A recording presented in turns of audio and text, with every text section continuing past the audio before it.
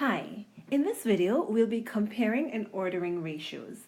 And I'm sure you may be wondering, what's the use of comparing and ordering ratios? Well, think of an example, not the example that's currently on the page, but think of an example where you're maybe making lemonade and you want to have one that is really sweet and one that is not so sweet and one that's not sweet at all. Then you would change the ratio of sugar to water. So, in order to figure out which one is the most sweet or the least sweet, you can compare the ratio of sugar to water. So, that's kind of what we're doing here when we're comparing our ratios and ordering them. All right, so now in this example that you can see on the page, the sixth grade has 22 boys and 30 girls. The seventh grade has 25 boys and 33 girls. And the eighth grade has 18 boys.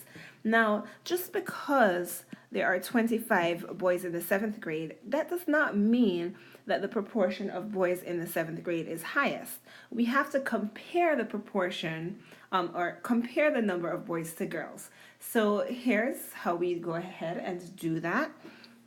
All right, so it's not very hard at all. All we have to do is make a fraction for each one. So for grade 6, we have 22 boys and 30 girls. So 22 to 30, which we can write as a fraction. Now remember that this is not 22 out of 30, it's 22 to 30.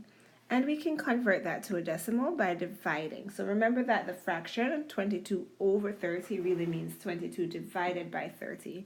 So when we compare the boys to girls in the 6th grade, we get that number when we divide.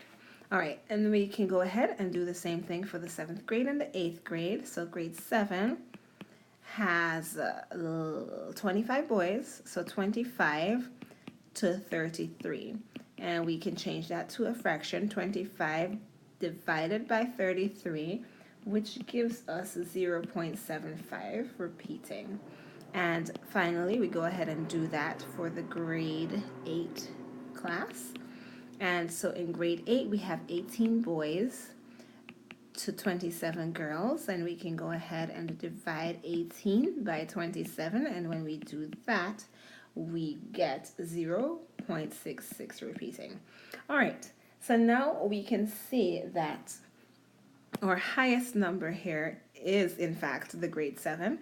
They do have the highest portion of boys, but not by very much, because in grade 6 it's very close, but they do. So in this question, we can go ahead and answer that grade 7 has the largest portion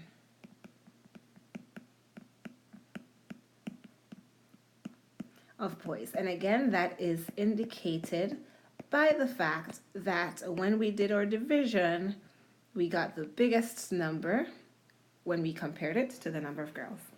And that's it.